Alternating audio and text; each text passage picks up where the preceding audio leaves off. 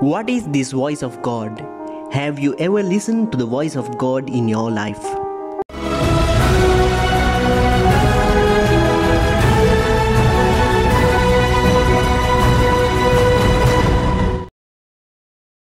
Do you make decisions with your heart or do you make decisions with your head? How do you really know it?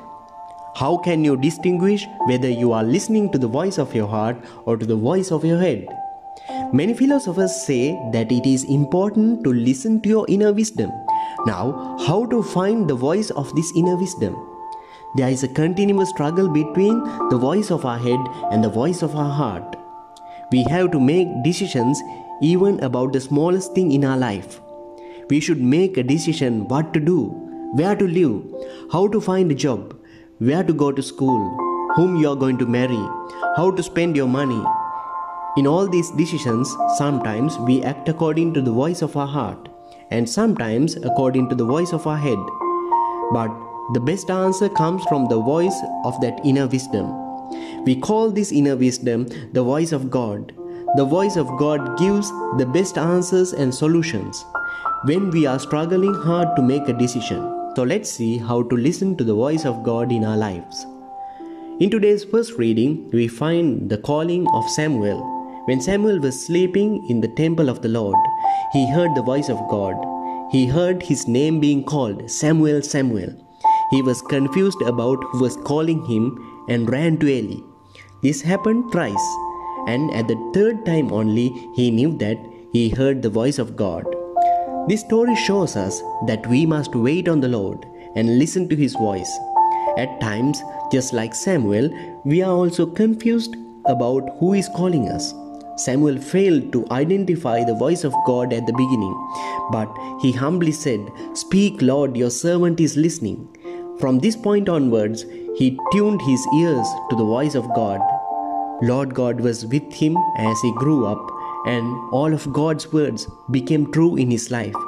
So this voice of God changed Samuel's life and gave him a new mission. In the Holy Gospel, we find two of John's disciples following Jesus. When John announced, "Here is the Lamb of God," the two disciples started following Jesus. They wanted to know where Jesus was staying. Then Jesus extended an open invitation. Come and see. In fact, Jesus chose his disciples by calling them to follow him. These disciples wanted to enter into a close relationship with Jesus. They wanted to know where Jesus was staying in order to meet him often.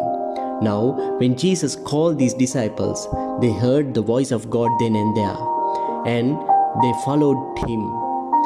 They would have never thought that obeying the voice of Christ to come and see would change their whole life. Jesus called them not only to a relationship with him, but for a task, for a mission.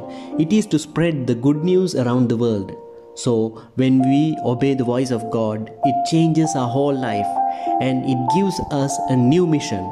So have we recognized the voice of God in our life? Have we identified our own mission? Just like Samuel, maybe we are still hearing the voice of God, but amidst the hustle and bustle of our daily life, maybe we are still confused.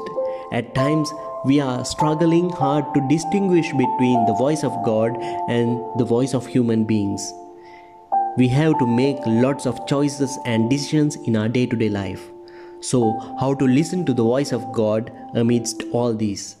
One of the best ways that you can prepare to hear the voice of God is to spend time listening to him.